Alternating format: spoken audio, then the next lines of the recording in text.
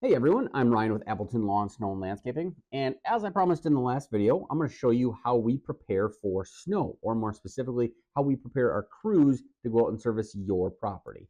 So what we're going to do is use this awesome program that we can put all of your information and your property's information into this app, and then literally at the tip of their fingers, all of our crew members have the information that they need, like the weather, where the snow is supposed to get piled. We have aerial photos. We can take before and after photos. We have checklists. They have routes, and they have directions to get everywhere. And we can track where everyone is so we can have a better idea of how long it's going to take to get through that route. So what they're going to do to better service you is as soon as they get in, they're going to get the app and they're going to go start shift, and then it's going to load. And then once it's loaded, they're going to then click on the route. So they have a list of all the different routes. They're going to click on their route, and it's going to show the different addresses that they have. So once they have logged in and they have started their route, they're going to have the list of their services. We typically work top to bottom, and we organize the routes in a way that is the most efficient to get from point A, B, C, D, etc. So when they are ready to start that particular account, all they're going to do is click on that account, and then it is going to then show a list of the things that have to get done at that property. So it's going to say we plow the parking lot, we do the sidewalks, we salt after we're done. It's going to show where to push the snow. So then we can click on the aerial diagram here. It shows then the aerial view of the layout. So when they pull into the parking lot, they have a good feel of where everything is supposed to go. So once they do that, then they can start the site. They just hit start, and then it shows in progress, and it shows the exact time that they checked in.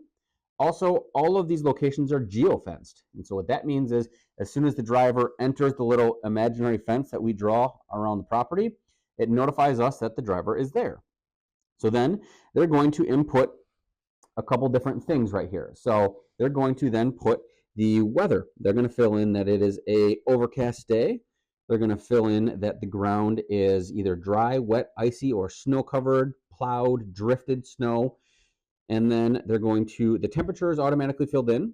And then they're going to include the snow depth, whether it be 1 inches, 10 inches, whatever it is at the time. And then that is going to allow us to go back at any point and say, hey, what was the property like when you plowed it? We can see that there was 1 inch of snow, or that there was no snow when it was icy, so we salted. And then we have the options for before and after photos.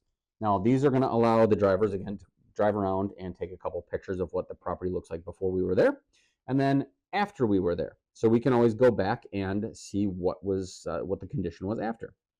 Then once they're done with all of that, then they can click a little button if something requires attention. So let's just say that we're at an apartment building and somebody parks in front of the snow pile that we're supposed to push all the snow in. So if they get there and that happens, they have to choose a new snow location. They're going to take pictures of that, but then they're also going to check the requires attention button. And then when they end this site, I'm going to get a notification that we need to address something right away. So that way it doesn't wait until a week later. I'm going to get a notification. So the next business day, I can call that apartment owner and say, hey, just wanted to make you aware that customer or a car so-and-so happened to be in front of the snow pile. So that's why we had to move the snow pile to a different location. So communication is key in this business because snow is wild. You can't predict it. Sometimes you get 1 inch. Sometimes you get 1 inch of pure ice. Sometimes you get 24 inches of snow.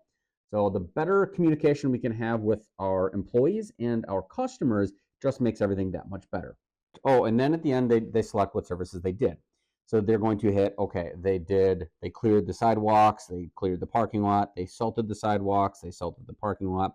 And of course, we're only going to select the services that we did. So when we go to bill that later, we know exactly what was done. So then, once all that is done, they're going to swipe to be done with the property, and it's going to bring them back to the original screen on their route. They're going to go to the next one on their route.